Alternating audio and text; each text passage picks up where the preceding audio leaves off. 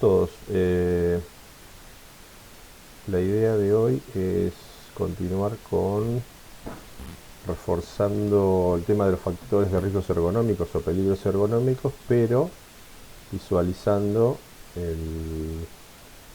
en particular eh,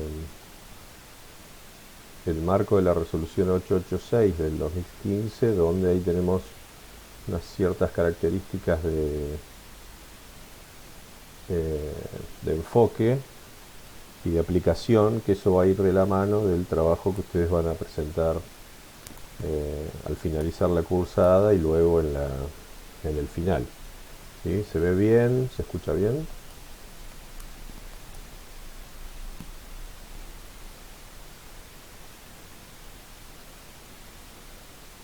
Bien. Eh,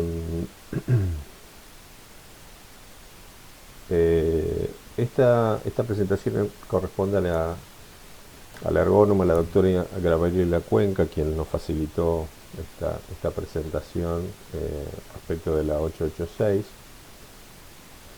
Nosotros lo que podemos decir es que esa resolución tiene ciertos antecedentes legales y esto va en consonancia con el trabajo que ustedes hicieron respecto de las legislaciones vigentes y demás.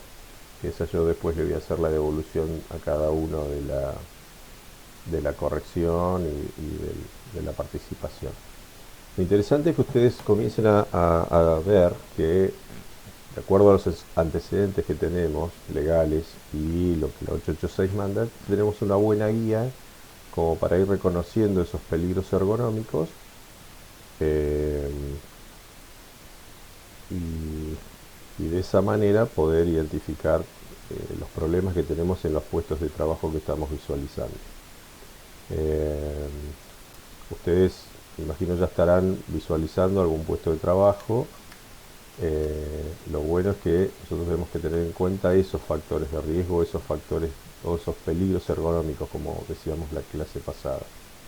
Como ven, en el 96, el decreto 658-96 aprobó un listado de enfermedades profesionales entre los que estaban los trastornos musculoesqueléticos, ¿sí?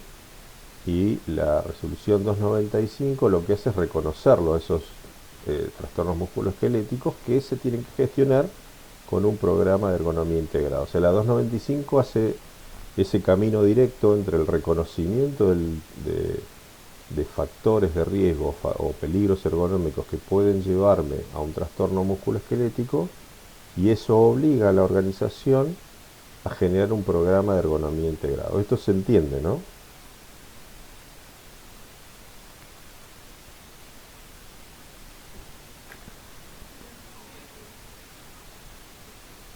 Ok, esto es importantísimo, ¿eh? O sea, y es la base del tema de la aplicación de la ergonomía en las organizaciones, más allá de las legislaciones y demás.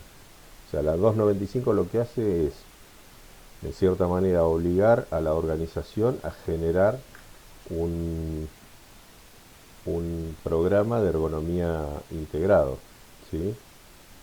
Eh, Eso es lo que hace. ¿Me escuchás? No, por favor. Sí, sí, yo te escucho bien, vos me escuchás bien y estás viendo la presentación en tu pantalla. Perfecto, recién empezábamos. Bien, continúo. Entonces, lo que es importante de visualizar, repito, es esto, ¿no? La 295 del 03 nos da esa potestad al, al- al profesional de higiene y seguridad, al que esté gestando el sistema preventivo dentro de una organización, de que si reconoce los trastornos musculoesqueléticos en un puesto de trabajo y esos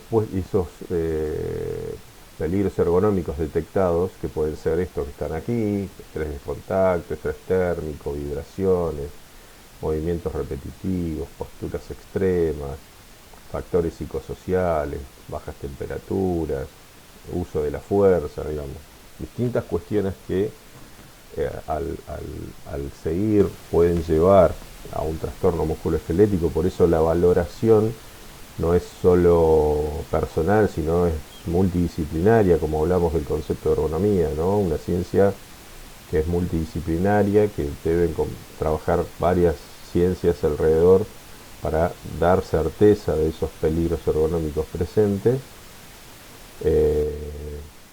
Una vez detectado eso y junto con el servicio de medicina laboral, que es el que mejor va a interpretar esos peligros y va a determinar mejor si va a haber probabilidad de ocurrencia de un trastorno musculoesquelético, justificado eso, la organización tiene que realizar un programa de ergonomía integrado. ¿Sí? Entonces así de simple, de sencillo, para nosotros es esa determinación.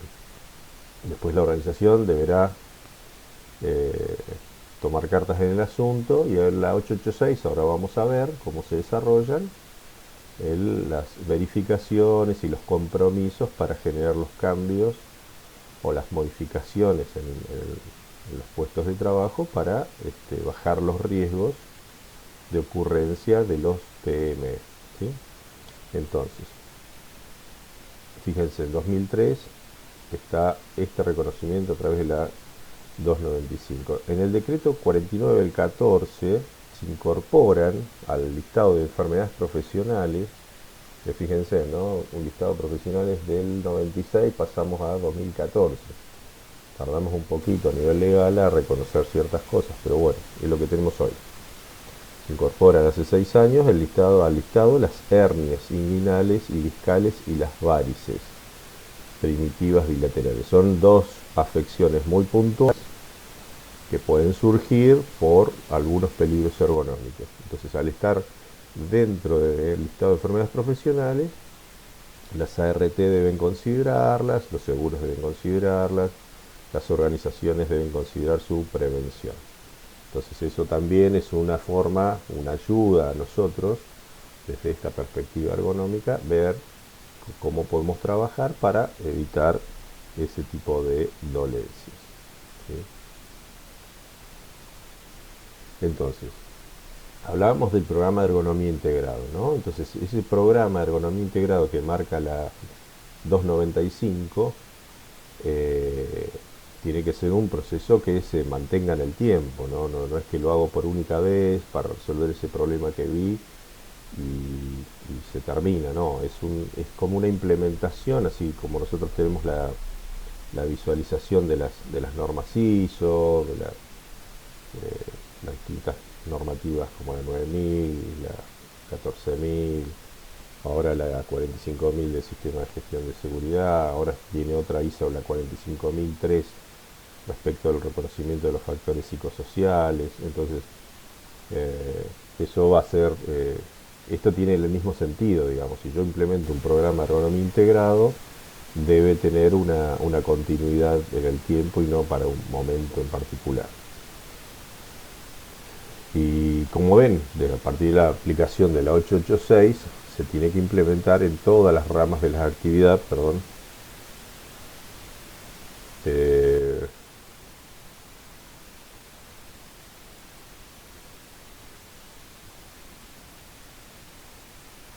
tiene que implementar en todas las ramas de la actividad, sean estas privadas o públicas o provinciales o municipales. O sea, cualquier organización, ustedes en el futuro pueden implementar este tipo de programa.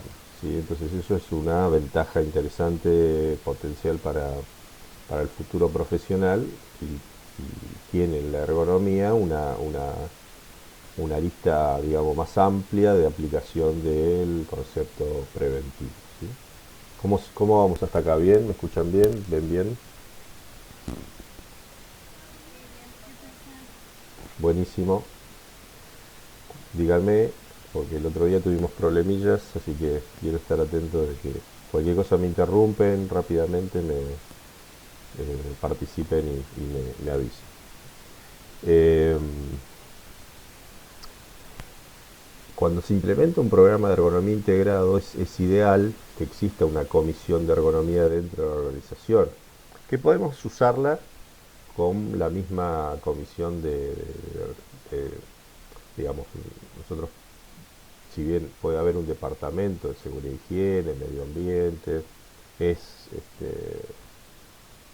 interesante pensar que se puedan armar comisiones por sectores o por áreas de trabajo donde se detecten peligros desde la perspectiva de la seguridad, de la perspectiva del medio ambiente, y aprovechar esa comisión o ese grupo de delegados monitores que pueden ser, que sería interesante que se roten durante el año y que también nos ayuden a reconocer estos peligros ergonómicos. Entonces es interesante también la formación que podemos hacer en esta etapa, ¿sí? La formación y ver las nuevas capacidades que pueden tener las personas para reconocer esos peligros ergonómicos, y eso a nosotros nos sirve como gestión, porque vamos a recibir información que después tenemos que verificar, procesar e implementar los cambios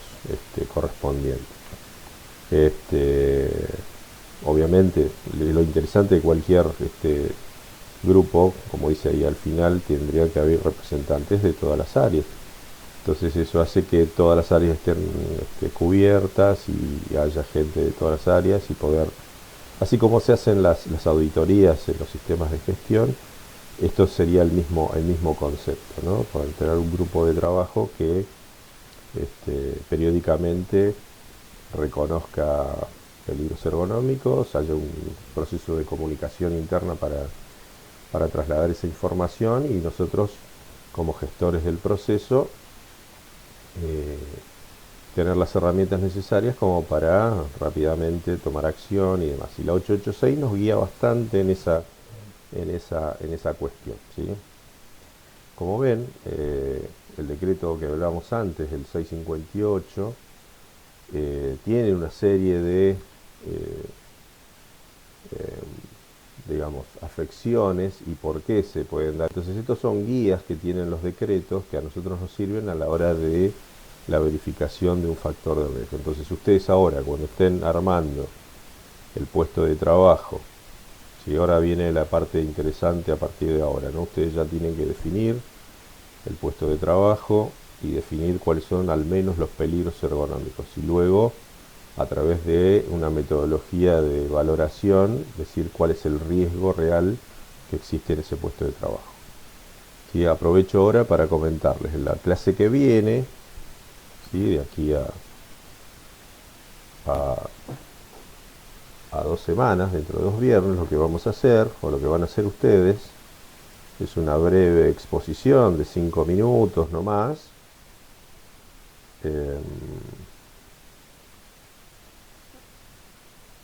El próximo 16, cuando nos volvamos a encontrar, ustedes van a hacer una pequeña exposición de 5 minutos no más, una breve presentación si quisieran, y compartimos pantalla y nos muestran, y compartimos entre todos de el puesto de trabajo que está seleccionado y cuáles son los factores de riesgo o peligros ergonómicos que están en contrato.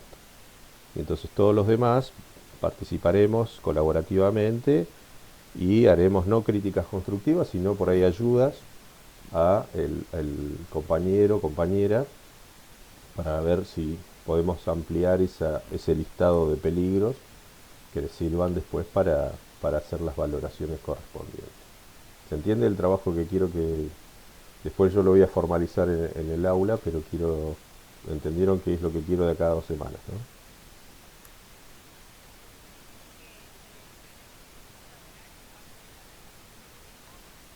Correcto, es lo que dije el primer día que tienen que hacer de aquí en más, porque es lo que me van a presentar en el examen final, ¿sí?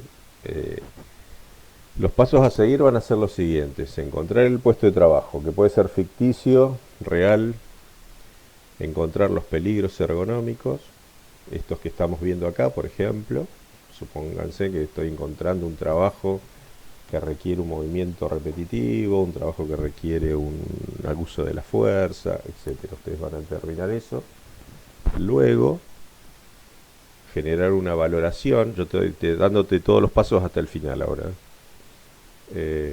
Deberán, una vez que encuentran esos peligros, a través de alguna metodología, que yo voy a dejar unos videos respecto de la teoría de las metodologías, igual ya la tienen en el aula, ya tienen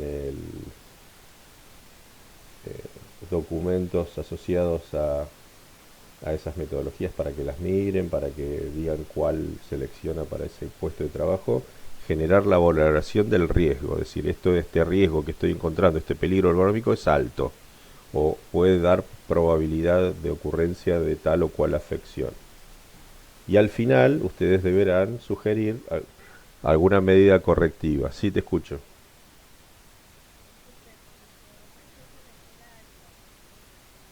Exacto, exacto, exacto. Me refiero a esos. Sí, sí, sí. A los métodos de valoración ergonómica. Repito, esos métodos voy a dejar dos videos para que ustedes vayan viendo sobre la explicación de algunos, pero igual ya en el cuerpo de bibliografía electrónica, ustedes allí tienen todas las metodologías ya en el aula. Desde el primer día lo tenían. Y ustedes seleccionan el que más cómodo les resulte, porque todos llevan el mismo camino, así que no hay inconvenientes allí. Este, y ahí generan la valoración. Y luego las medidas correctivas, eh, que eso los pido en el final. Ustedes volarán con las medidas correctivas y presentarán que suponen que pueden modificar para cambiar esa condición. Entonces ese es el camino de valoración. Lo que yo quiero dentro de 2 semanas es una pequeña exposición de decir, bueno, este es el puesto de trabajo, a esto se dedican y yo encontré tales peligros, ¿no? Y nosotros vamos a aportar el resto que ve esa exposición, decir, pero me parece que te falta este o me falta el otro, entonces ayudamos al compañero a mejorar ese trabajo. La idea no es que alguno haga el mejor trabajo, sino que todos colaboremos para que todos los trabajos sean los mejores. ¿Sí? ¿Se entendió esa parte?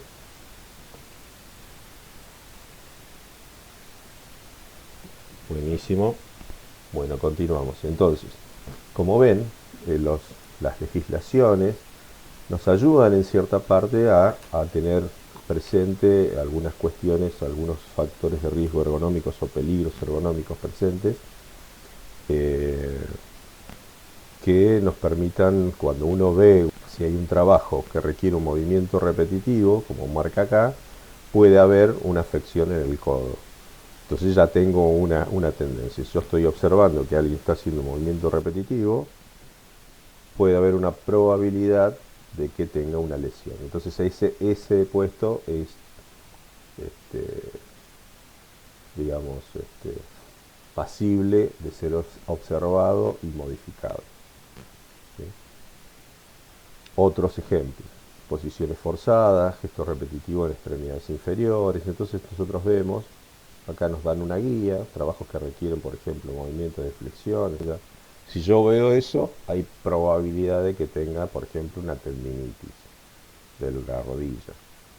Entonces estas cuestiones, cosas que ustedes ven acá a la izquierda, las enfermedades y demás, las tengo que confirmar o las debería confirmar el servicio de medicina laboral. ¿Sí? Es potestad más de medicina laboral. Nosotros no somos médicos, podemos tener una idea por estos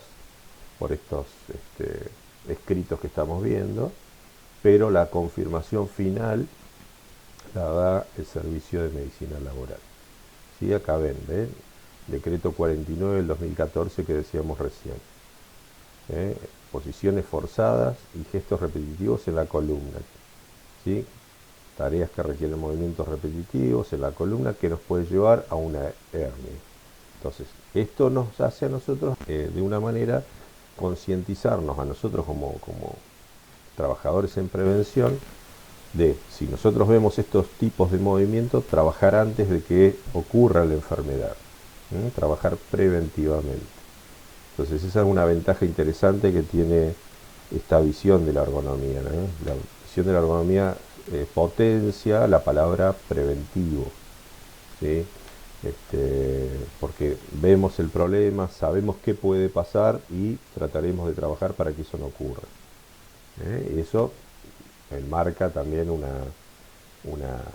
tema obviamente organizativo, de concientización en la organización, digamos, todo lo que sabemos que hay que trabajar más allá del punto de peligro, donde se están realizando las interacciones hombre, máquina, ambiente, tenemos que trabajar más allá, ¿no? En la concientización general de la organización para que comprenda que estas pérdidas de ocurrir son muy costosas, ¿sí? Esta es otra variante importante a tener en cuenta, ¿no? Y que la organización debe concientizarse al respecto. Entonces, en la 886 lo que hace es aprobar el protocolo de ergonomía que ya venía implícitamente en la resolución 295 del 2003, ¿sí? Entonces, en el 2015 se refuerza esa conceptualización del protocolo de ergonomía, que ahora que está muy de moda la palabra protocolo, nosotros ya lo teníamos implementado como un proceso donde se gestan ciertos compromisos de parte de las organizaciones para cumplimentar diversas cuestiones. Entonces, eh, ¿para qué se hace un protocolo de ergonomía? Básicamente para esto, para la prevención, como decía yo recién, de, en este caso, trastornos musculoesqueléticos, hernias inguinales, hernias discales, etcétera, etcétera, ¿no? Distintas dolencias que pueden aparecer fruto de una mala interacción entre el hombre y los elementos del sistema. ¿Recuerdan el concepto de ergonomía que vimos? Que dijimos que era la ergonomía, era la interacción del hombre con elementos del sistema, ¿sí? Y que no haya una disfunción en esa interacción. Si existe una disfunción en esa interacción, estamos con un riesgo de ocurrencia de algunos problemas. Entonces lo que tenemos que tratar es de trabajar para que esa interacción sea la más feliz posible.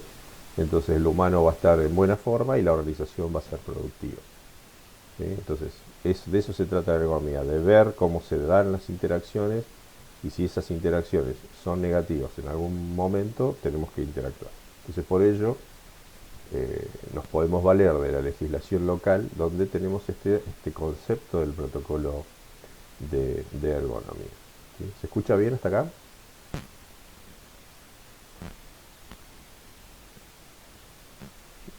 Buenísimo, continúo.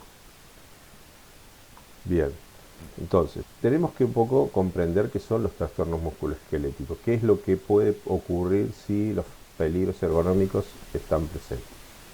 ¿Sí? El trastorno musculoesquelético es una patología que afecta a distintas partes del cuerpo. Hay medio conexión inestable, ¿me escuchan bien? Ok, bien, bien. Entonces, estas patologías, como ven, pueden darse en distintos lugares: columna, codo, cuello, hombro, rodilla, tobillo, manos y las articulaciones en general, ¿no? Trastornos musculoesqueléticos, ¿sí? Muscular, articular, ahí es donde está el tema presente. Entonces hay distintas patologías que son las más frecuentes, que recién veíamos el tema de las hernias, pero también están las tendinitis, síndrome de túnel carpiano, por ejemplo. El tema que nosotros tenemos que comprender, o que la organización tiene que comprender, que de ocurrir un trastorno musculoesquelético, los días perdidos son muchos. Si la recuperación, si existiera una dolencia de este tipo, porque de ocurrir, quizás yo tengo una fatiga, una molestia, entonces yo detecto eso antes, voy por un buen camino, pero si ya llego a ver a una persona que ya tiene una rotura articular, un tema mucho más grave, la pérdida de días es muy grande, ¿sí? Ustedes en Seguridad 1 vieron esas fórmulas respecto de los índices de frecuencia, los índices de gravedad, ahí a donde se dimensiona ese tema de la pérdida de días, ¿no? Las horas hombre perdidas, ¿no? Entonces ahí a donde tenemos problemas. Entonces, estos TME o los trastornos musculoesqueléticos, lo que nos hace a nosotros es, ¿por qué ocurren? Porque no tenemos una vigilancia de esos factores de riesgo, de esos peligros. Si nosotros no tenemos en cuenta los peligros ergonómicos de postura, de esfuerzo, de repetición, de vibración, ¿sí? Del trabajo estático, por ejemplo, no estamos visualizando que eso ocurre, va a ocurrir un efecto, ¿sí? Entonces, nosotros podemos adelantarnos reconociendo los peligros ergonómicos. Si nosotros reconocemos eso, los valoramos, los cuantificamos, valoramos los riesgos, que es el ejercicio que comentaba que ustedes van a hacer, la organización puede adelantarse al problema y mejorar esas cuestiones, ¿sí? Entonces el TME es cuando se sobreutiliza un segmento corporal. No es que ocurre como un accidente de un momento a otro, es una acumulación de malas posturas, una acumulación de movimientos repetitivos. ¿Sí? Se da en el tiempo, pero cuando tengo el efecto ya es tarde y voy a perder muchos días. Entonces eso es interesante también concientizarse de eso nosotros y luego transmitirlo a la organización, de decir, bueno, este tema ya viene, si yo me encuentro hoy con una persona que tiene una lesión en el codo, bueno, esto no empezó ayer, empezó hace 8 meses atrás o un año atrás. Entonces, ¿qué hicimos todo ese año atrás? ¿No? Eso es para replantearse el sistema. Entonces, cuando ustedes el día de mañana estén en la actividad laboral, tienen que rápidamente ver las estadísticas de que cómo vienen y tomar cartas en el asunto y empezar a visualizar qué es lo que está ocurriendo. Entonces pueden parar a tiempo alguno de estos problemas que pueden llevar a mucha pérdida, ¿no? Como por ejemplo el tema que está ahora asociado en esta resolución del 2014, donde se ingresa la temática de la hernia discal, ¿no? La hernia discal, muchos conocerán, es una protusión que genera el disco intervertebral que, como ven en la gráfica 1, puede, por inflamarse, tocar un nervio y generar una dolencia muy significativa. O puede romperse, como ven en la figura de abajo, y a romperse el disco intervertebral necesita una cirugía, etcétera. Entonces, como ven, las cuestiones son muy críticas, muy graves, pero uno las puede prever visualizando los peligros ergonómicos, ¿no? Entonces, un poquito más de lo mismo. Lo que intento acá es un poco mostrar también el tema de las hernias que se pueden dar, ¿sí? Entonces, acá es muy importante, repito nuevamente, el tema de medicina laboral, quien colabora con nosotros o colabora dentro del sistema para poder determinar estas dolencias y poder prevenirlas, ¿no? Por ello, trabajar preventivamente hace que esta ocurrencia de TME disminuya, las pérdidas disminuyen y tenemos una población laboral mejor de salud para la producción que la organización necesita.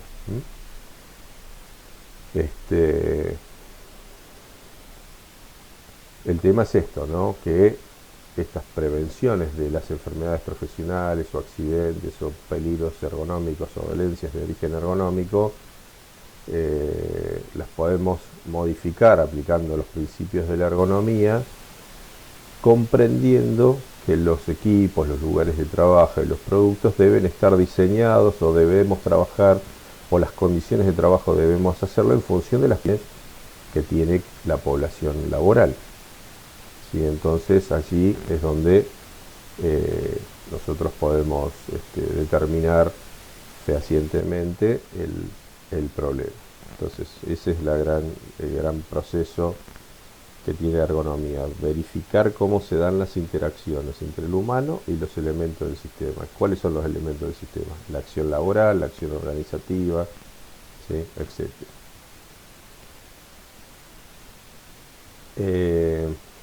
Respecto a la resolución 886, ¿quiénes la tienen que aplicar? Todos los establecimientos que tengan o no fines de lucro, ¿sí? Entonces ven, cualquier organización hoy es pasible de la aplicación de la 886. ¿Dónde está la excepción de quienes no aplicarían la 886? Aquellas organizaciones que tengan una gestión de la ergonomía similar o mejor a los pasos que indica la 886. ¿Sí? Entonces, ¿quiénes pueden aplicar a esto? Y quizás empresas internacionales que tengan un protocolo ya de ergonomía implementado en sus países de origen, que lo tengan como un procedimiento aceptado, que exista documentación fehaciente de que están realizando un proceso de valoración ergonómica de sus puestos de trabajo. Entonces si yo, gobierno o ART o Secretaría de Trabajo, voy e inspecciono y determino que tienen este, un sistema mejor que la 886, no es aplicable esa legislación, pero en realidad conocemos, principalmente en la región, que pocos cumplen ese tema, entonces casi todas las organizaciones son pasibles de aplicación de esta resolución. ¿Sí? ¿Se entiende esto, no? ¿Quién estaría exceptuado? Aquel que demuestre que tiene una gestión mejor a la que enuncia la 886. ¿Sí?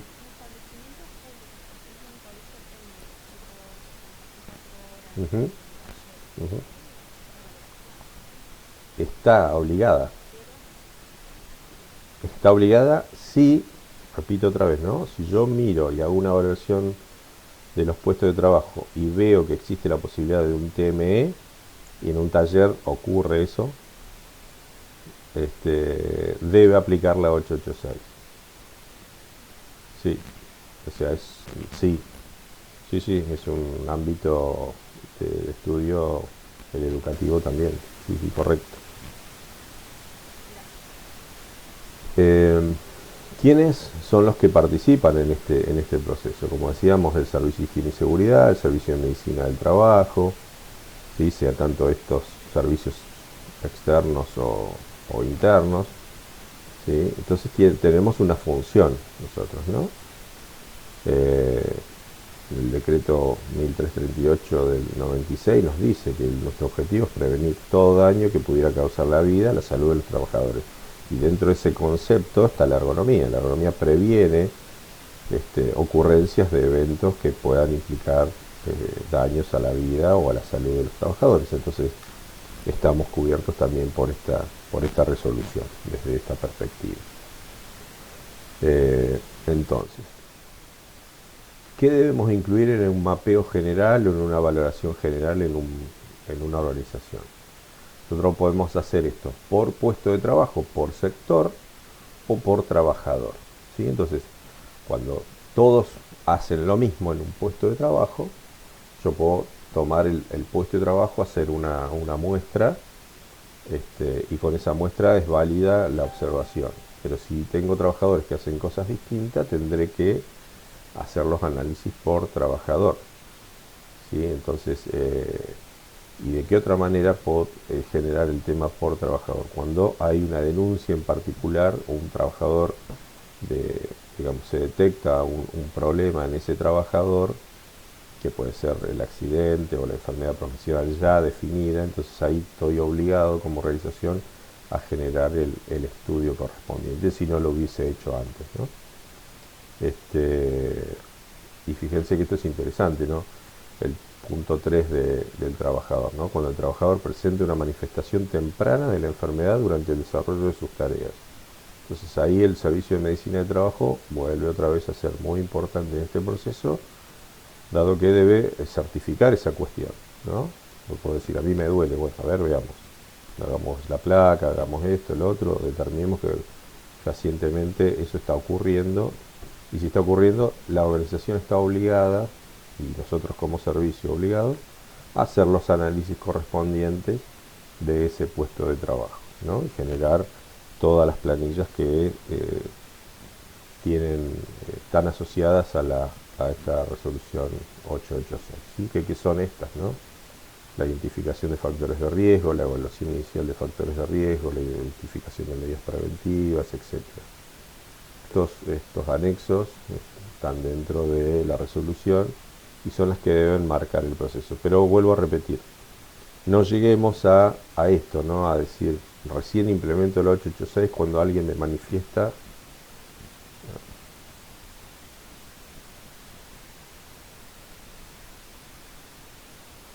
Hola, ¿me escuchan bien? Hola. Ok, creí que se había cortado porque me estaba dando un reinicio del Zoom. ¿Están visualizando la PPT? Sí. ¿O no? Ah, ok. Ah, bueno, entonces se nos cortó. Bien, a ver. Necesito ayuda porque yo esas cosas no las veo. Yo creo que estoy bien y me largo. Ahora sí.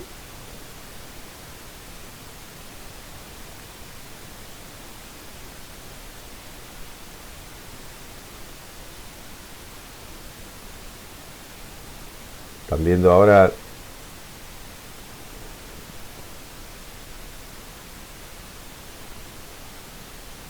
Yo acá compartí ya la pantalla. ¿Lo están viendo?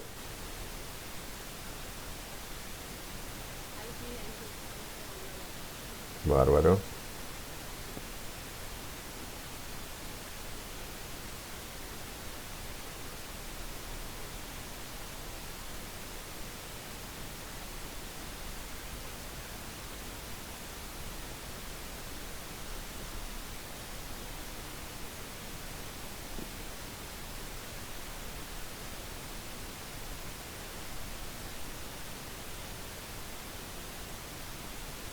Ok, ahí están viendo aquí o quienes incluir en el mapeo. ¿Lo están bien? Decía que no tengo que esperar a, a que ocurra el evento para empezar a generar la valoración de los peligros ergonómicos, etcétera. Esto es un proceso preventivo, entonces yo tengo que hacerlo antes, ¿no? Si ocurre, obviamente, porque faltó tal sector o no pude relevarlo correctamente, obviamente estoy obligado.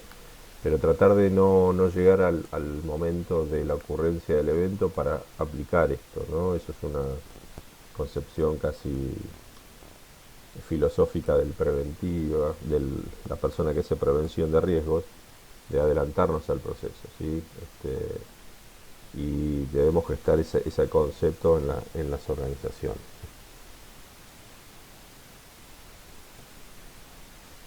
Entonces, decíamos que tenemos distintas planillas que van a ir identificando esos factores de riesgo, esos peligros ergonómicos. Entonces, lo interesante acá es un diagrama de flujo que propone la, la misma resolución, ¿no? Esto se ve bien, ¿me escuchan bien? ¿Estamos bien?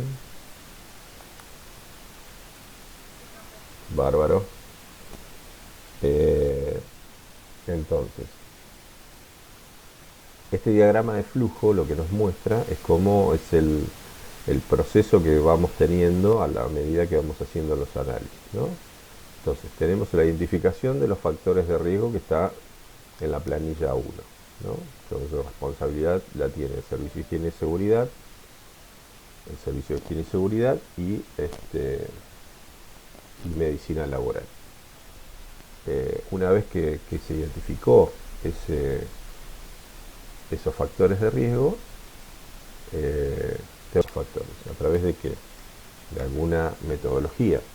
Entonces ahí cuando hoy preguntaban cuál metodología, existen una serie de metodologías desde para valorizar esos factores que estoy viendo. Si estoy viendo algunos que tienen que ver con manipulación de carga, existen algunos definidos para eso. Si estoy viendo factores de riesgo o peligros ergonómicos más asociados a temas posturales, existen otras metodologías.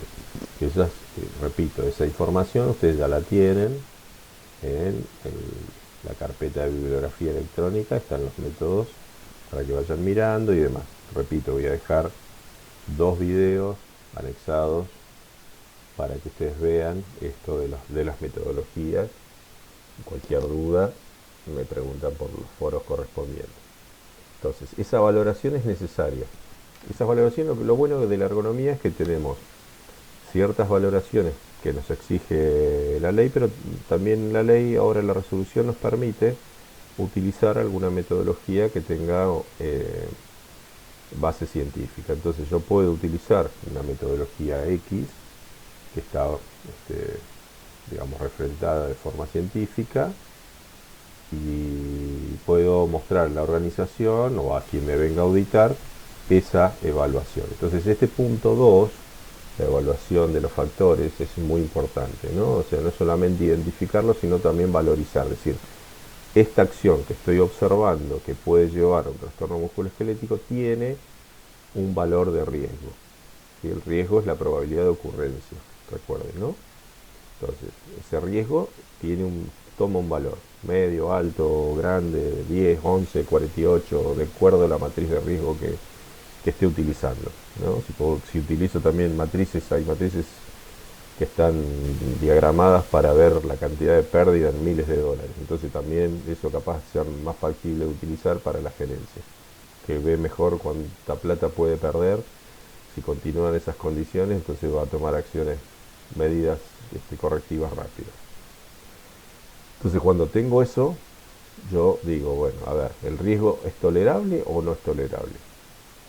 Si el riesgo es tolerable, que está dentro de los márgenes normales, vuelvo para atrás y vuelvo a identificar otros factores. Pero si no es tolerable, tendré que hacer la evaluación de ICA a la planilla 2, medidas correctivas y hacer el seguimiento de esas medidas preventivas. Entonces ven, es todo un proceso que parte de reconocer el peligro económico, de tomar un valor, ¿sí?, de ese riesgo y hacer una medida correctiva o preventiva. Si fuese preventiva sería mejor, que quiere decir que estamos trabajando antes que ocurra algo. Si es correctiva es que ya ocurrió algo. ¿Sí? Ya tuvimos un accidentado, ya tenemos un enfermo, entonces llegamos tarde. Estamos corrigiendo algo que no hicimos. Pero si estamos generando medidas preventivas, estamos adelantándonos al proceso de ocurrencia de algo. Entonces esto tiene, cuando la resolución, la 886 se implementó, 2015 tenía un tiempo de un año en el reconocimiento, luego se extendió otro año más, entonces ya hoy, 2020, teóricamente todas las organizaciones que hayan identificado factores de riesgo o peligros ergonómicos deberían tener la identificación de sus medidas correctivas y ya tendrían que tener algunas medidas realizadas. Entonces, respecto de la pregunta que me hacía, creo que Denise, o no sé quién me preguntaba sobre el tema de la escuela técnica, la escuela técnica ya debería tener un programa de ergonomía integrado, ya tendría que tener estas planillas realizadas. Las organizaciones que están en nuestra región también deberían estar en este proceso. Habría que verificar si realmente están o no. Ese es el gran reto. Pero como ven, esto está vigente, no es una idea utópica. Esto debería estar implementándose ya.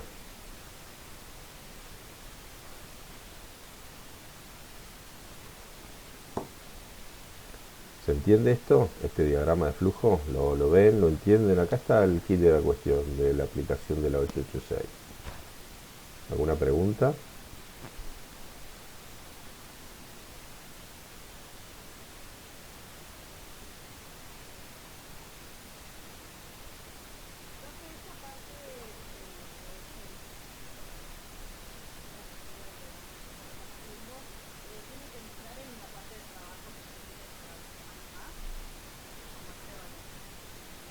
Mm, no, para dentro de 2 semanas lo que yo necesito que ustedes me expresen, vuelvo a repetir, lo que quiero para dentro de 2 semanas, una pequeña exposición de 5 minutos es decir, este es el puesto de trabajo que estoy evaluando y estos son los peligros ergonómicos. Sería la identificación, la planilla 1. Solamente cuáles son los peligros ergonómicos que estoy encontrando. Esta estructura que están viendo es la estructura que yo quiero para el final.